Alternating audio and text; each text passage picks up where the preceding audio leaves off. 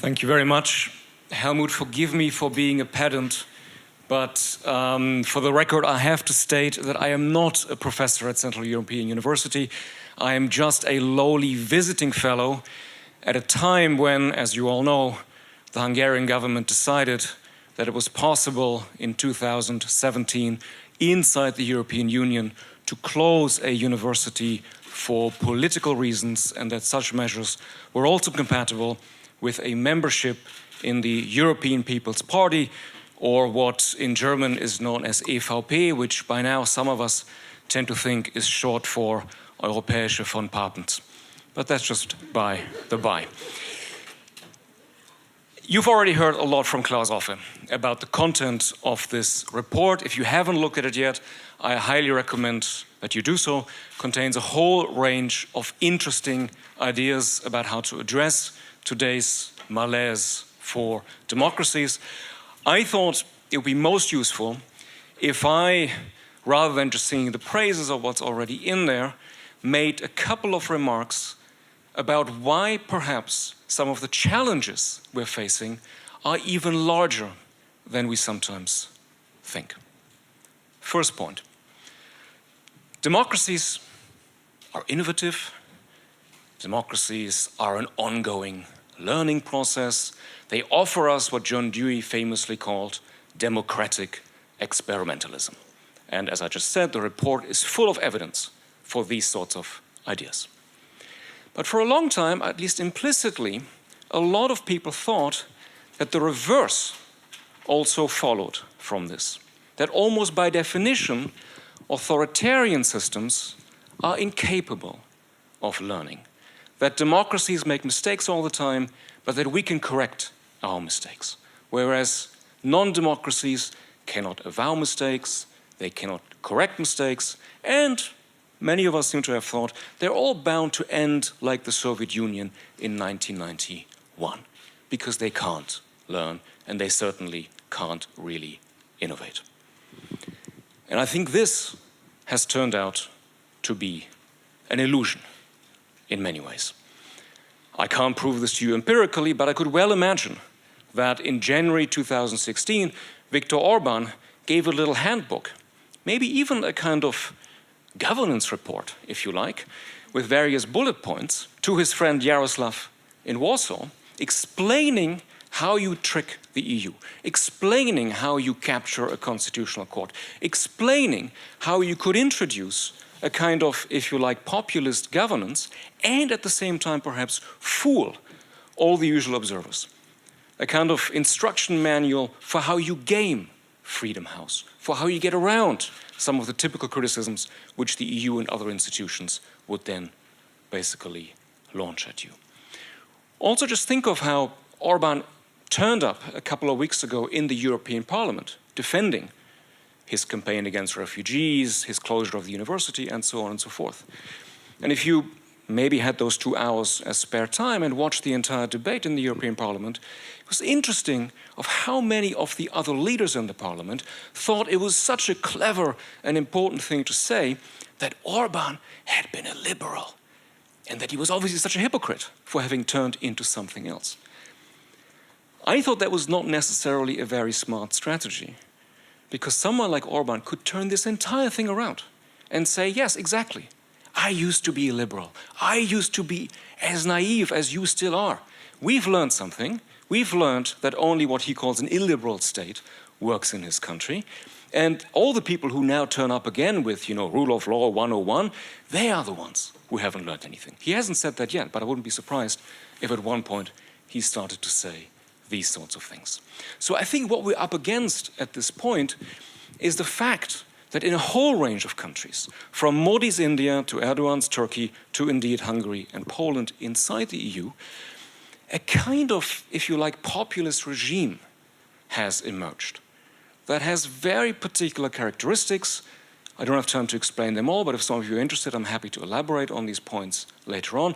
They all feature an appropriation by the state through the governing party. They all feature mass clientelism. They all feature attacks on civil society. They all, of course, feature attacks on independent institutions, such as free media and constitutional courts. And all, importantly, in the name of democracy. Because, at least according to what I think about this phenomenon, populism comes down to leaders saying, we and only we represent the people or the real people. So if you are resisting us, you are basically resisting the real people, which means you ultimately reveal yourself to be an anti-democrat of sorts. I present all this in a very condensed way. As I said, I'm happy to talk more about it later on.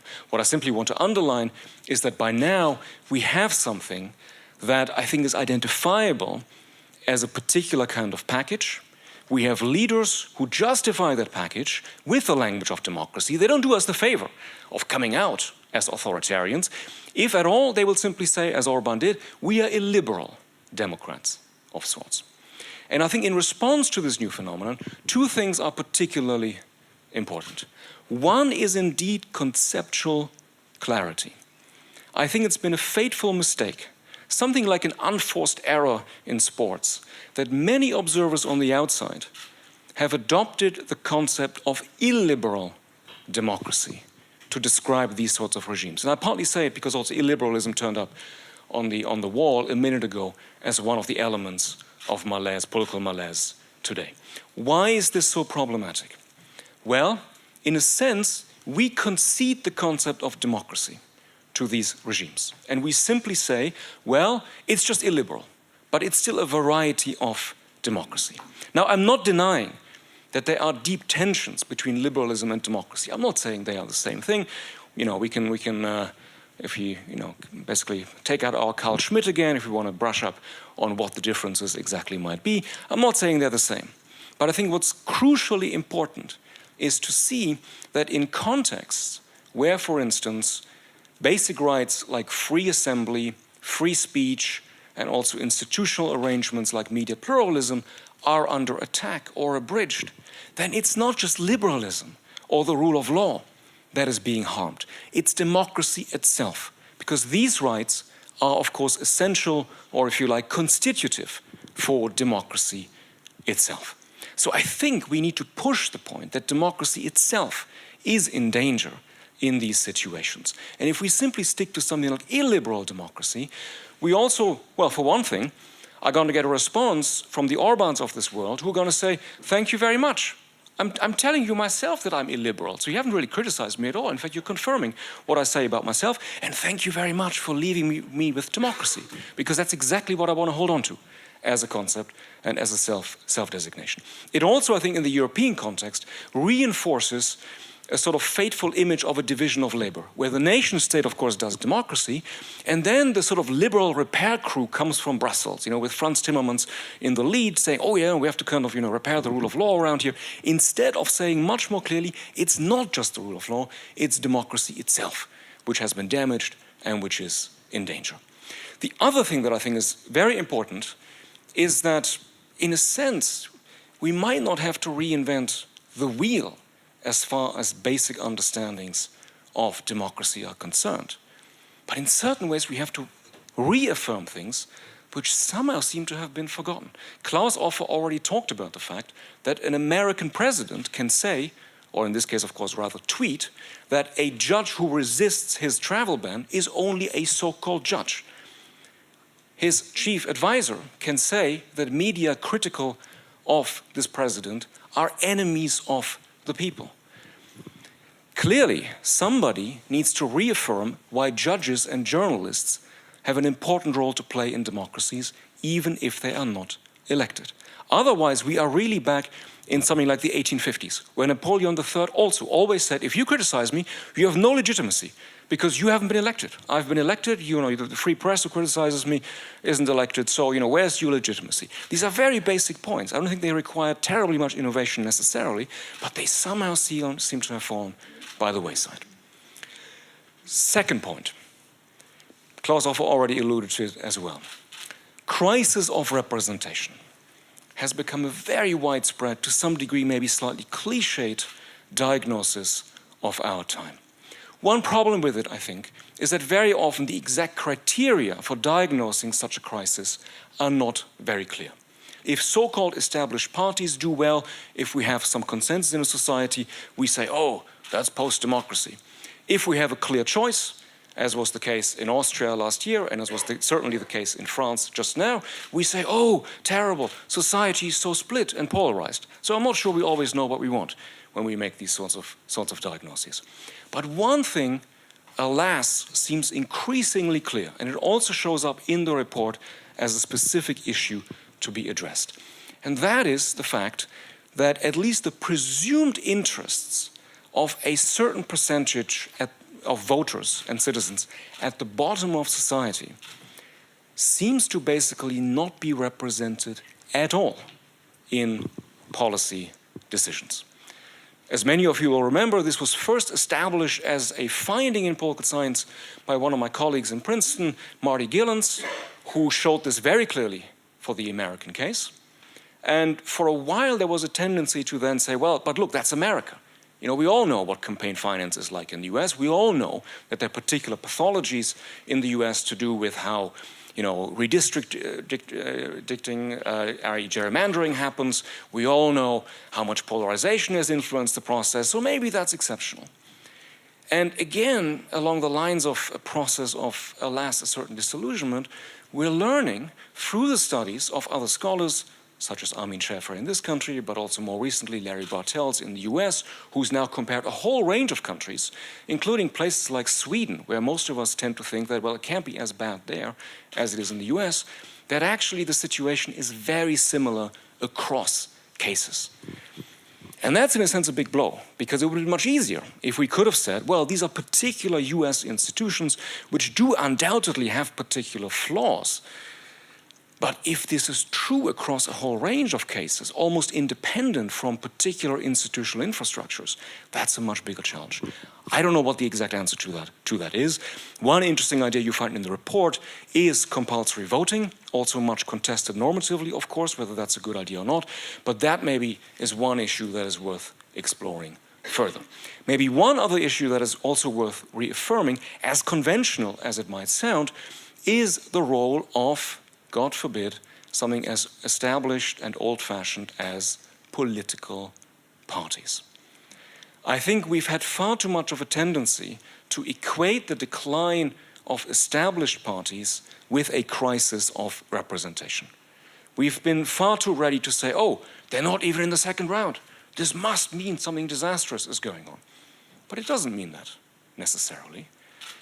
If new parties can arise, sometimes in very unconventional circumstances, new parties emerge from blogs, Five-Star Movement, new parties emerge from, God forbid, TV talk shows, Podemos, and these parties capture something about the reality of the underlying conflicts in various societies, as for instance undoubtedly Podemos did in Spain, then it seems to me it's overall not a sign of a crisis of representation, but the exact opposite.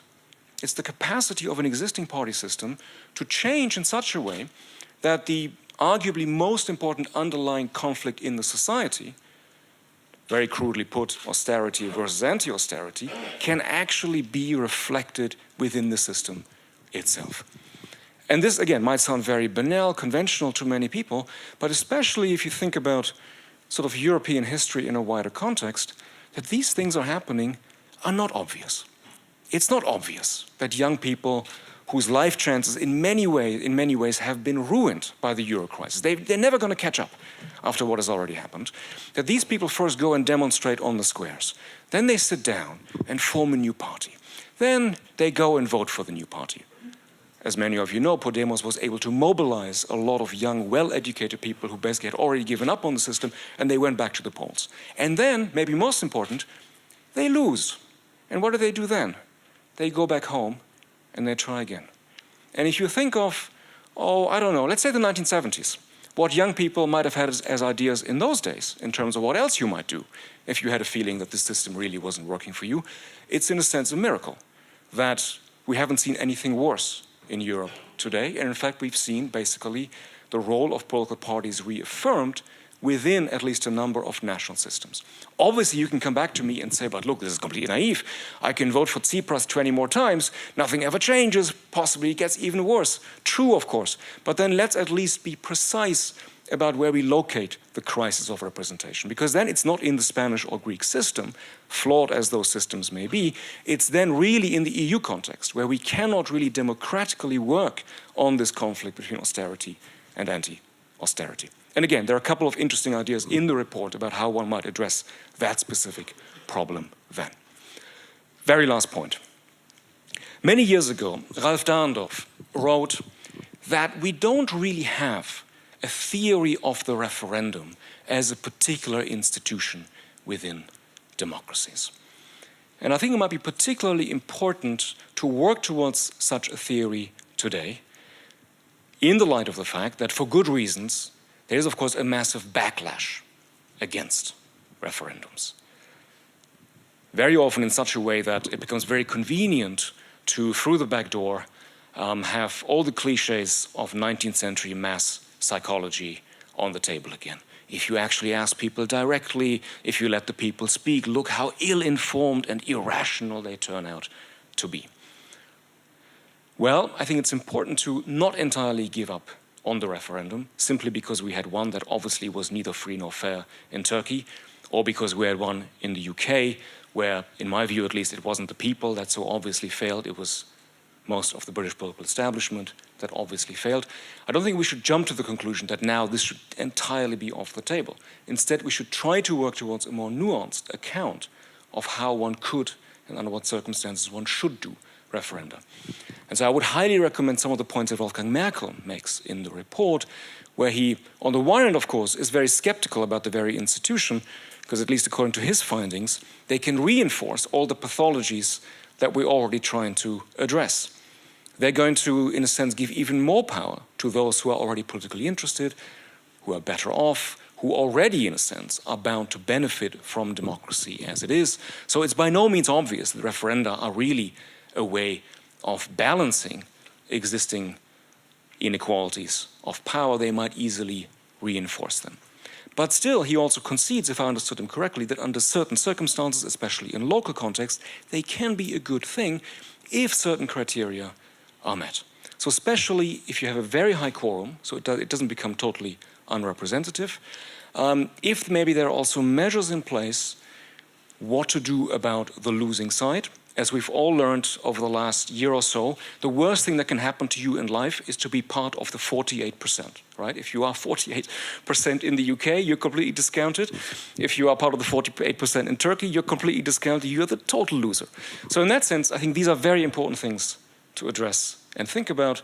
And again, especially if you might be tempted by the idea that referendum should not entirely be given up on as a form of democratic innovation. There's a lot that is interesting in this particular report.